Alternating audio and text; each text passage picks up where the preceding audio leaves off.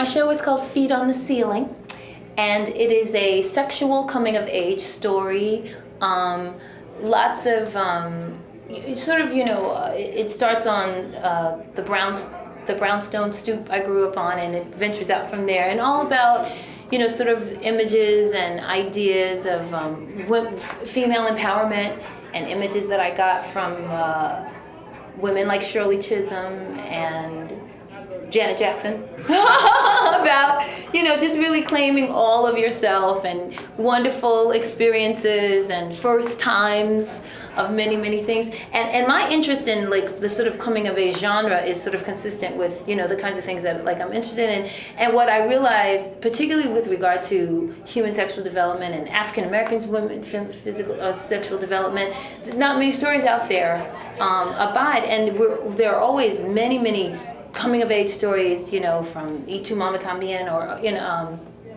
Itu Mama Tambien, among the kinds of films and things that I'm interested in seeing, or even Almost Famous, which is another really wonderful film, and certainly not many plays. And so I loved it, just sort of creating the space, sort of loosely based on my research, but not necessarily completely autobiographical, but sort of like this one woman's journey into womanhood from her early adolescence, and all those questions that come up, and all those kinds of what you're looking for, depending on what your particular background and origins are from. So it's a lot of fun.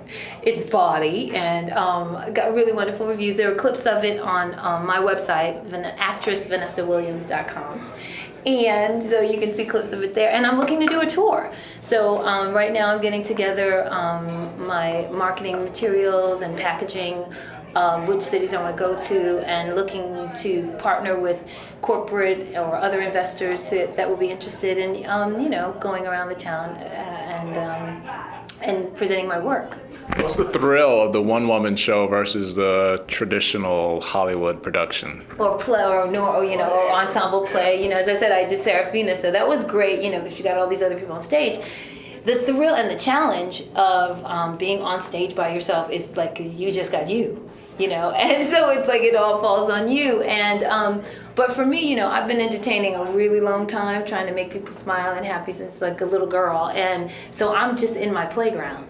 And part of where the story begins is about being on my stoop, and this is the place from which I wished and watched Oliver the musical, and just sang all these all my wishes and my dreams into being. And so it's very gratifying in a way that because it's your personal storytelling, you're one-on-one with the audience, and they're following you and you're following them.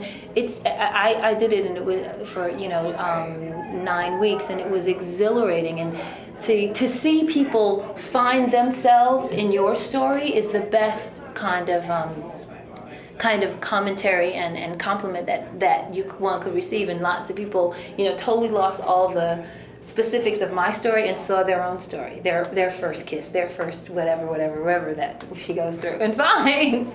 So it was great, and like having comedians like Kim Whitley, just like over on their side and in shock at how honest. It's a very, very honest account, without being vulgar, but it's definitely goes to just talking about a lot of different kinds of first times.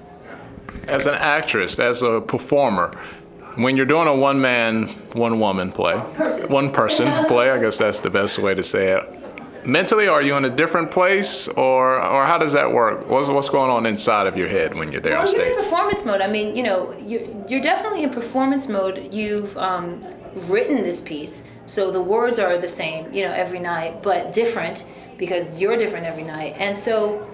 You kind of go into the zone, and that's what's exhilarating too, because you're on and you're riding the highs and the lows, and the audience is going with you, and then you're done with it and you're like, whew. And it was like this great 30-mile run or something, it's just the adrenaline's flowing. You're getting fed from the different house every night. Certain things people connect to in different ways than they may have one night to the next. So you're definitely in the zone, so you're not present with yourself. I mean, in fact, the best or the sort of thing you want to look for in your creation is to sort of like get your own ego and stuff out of the way and just be there to tell the story and just see the magic happen. You know, that's when the magic happens, when I think Denzel talked about, like, I'm just trying to get out of the way and just, you know, really convey. So, I mean, that's what happens for me, for sure.